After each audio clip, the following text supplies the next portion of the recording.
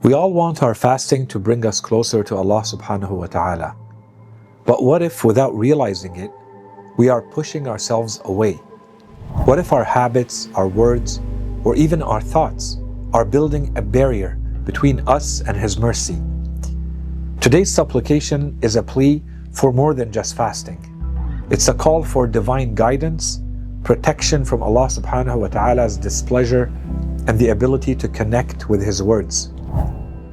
Are we truly drawing closer to Allah subhanahu wa ta'ala during the holy month of Ramadan? Or are we just going through the motions? Are we avoiding not only physical food, but also spiritual toxins like anger, envy, heedlessness? Are we making an effort to engage with the Holy Quran? Or is it just background noise in our daily routine? Let's explore today's dua and uncover how it can reshape our Ramadan experience. On day 2 of the holy month of Ramadan, we recite the following supplication. Allahumma qarribni fihi ila mardatik, wajannibni fihi min sakhatika wa naqamatik, ووفقني فيه لقراءة آياتك برحمتك يا أرحم الراحمين. O God, bring me in it closer to your satisfaction, and make me in it avoid your wrath and punishment, and grant me in it the successful facilitation for reciting your verses. By your mercy, O most merciful of the merciful. This dua highlights 3 key aspects of our Ramadan journey. Getting closer to Allah subhanahu wa ta'ala's satisfaction, not just through our fasting, but through sincerity and devotion. Protecting ourselves from His displeasure by avoiding not only sins, but actions that harden our hearts, and strengthening our connection to the Holy Quran, so that its guidance shapes our hearts and minds and actions. The supplication begins with a powerful request. Allahumma qarribni fihi ila mardatik. O God, bring me in it closer to your satisfaction. Are we actively working to please Allah subhanahu wa ta'ala? Or are we just fasting because we have to? Are our hearts engaged in the holy month of Ramadan? Or are we just checking off religious obligations? The Holy Prophet, peace and blessings be upon him and his family, teaches us that the most beloved deeds to Allah subhanahu wa ta'ala are those done consistently, even if they are small. This reminds us that divine pleasure is not just found in big acts of worship, it's in the small daily habits we build as well. A sincere smile to a fellow believer, holding our tongue when tempted to argue, helping someone in need, even if it's just a kind word. True nearness to Allah subhanahu wa ta'ala isn't just about what we do, it's also about how we live, and how we think, and how we treat others. The next part of the supplication asks for protection. وَجَنِّبْنِي فِيهِ مِنْ سَخَطِكَ وَنَقَمَاتِكَ, and make me in it avoid your wrath and punishment.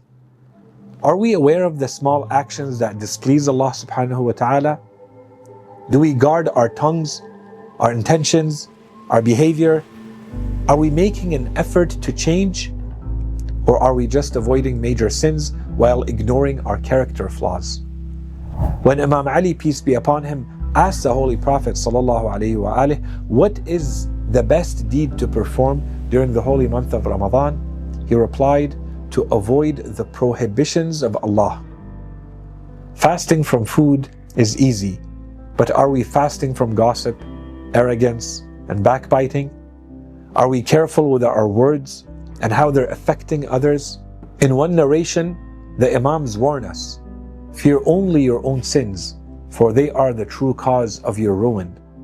Sins, especially small, ignored sins, can destroy the rewards of our good deeds. They are like termites eating away at the foundation of a house.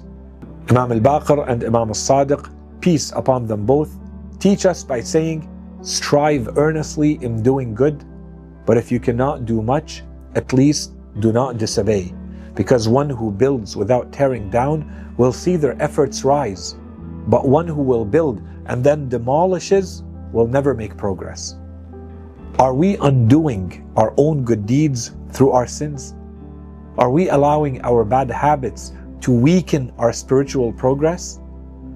This dua is a call to break free from the cycle of self-sabotage, to build a spiritual foundation that lasts. The final request in this supplication is وَوَفِّقْنِي فِيهِ لِقِرَاءَةِ آيَاتِكَ, and grant me in it the successful facilitation for reciting your verses. Are we truly engaging with the Holy Quran, or are we just reading it without understanding what we're reading? Do we reflect on its meanings, or do we let its words pass us by? Is the Holy Quran shaping our daily lives, or is it just something we turn to recite as a routine in the holy month of Ramadan? Imam Ali, peace be upon him, teaches us that the best remembrance is the Holy Quran. It expands the hearts, he says, and brings light to what is hidden inside. Reciting the Holy Quran isn't just about the words, it's about allowing it to transform us. Every verse carries a lesson. Every verse carries a message and a guide for our lives. The Holy Quran commands us, كِتَابٌ أَنزَلْنَاهُ إِلَيْكَ مُبَارَكٌ لِيَدَّبَّرُوا آيَاتِهِ, a blessed book that we have sent down upon you, that they may contemplate and reflect upon its signs. Are we contemplating or just reading? Are we allowing the Holy Quran to soften our hearts and guide our actions? The Quran is meant to be lived, not just recited. This dua is a plea for true connection, to read with reflection, to engage with meaning, and to allow the Quran to shape our hearts and minds. Today's supplication is a powerful reminder that fasting is not just about food. It's about seeking Allah subhanahu wa ta'ala's pleasure, protecting ourselves from sin, and strengthening our connection with the Holy Quran. Imam Ali, peace be upon him, tells us, do not belittle any act of obedience, for you do not know where Allah's pleasure lies. And do not belittle any sin, for you do not know where Allah subhanahu wa ta'ala's wrath lies. This means that every good deed, no matter how small, has the potential to bring us closer to Allah subhanahu wa ta'ala. And also, every sin, no matter how minor it seems, can create a distance between us and God. As we move forward in this sacred month, let's ensure that our fasting is more than just hunger. Let's strive for Allah subhanahu wa ta'ala's pleasure. Let's guard our actions from His displeasure. Let's connect deeply with His words. Because the true transformation in the holy month of Ramadan that we're looking for isn't just about what we have given up, it's about what we're gaining. May Allah subhanahu wa ta'ala bring us closer to Him and protect us from His displeasure, and allow the Holy Quran to illuminate our hearts.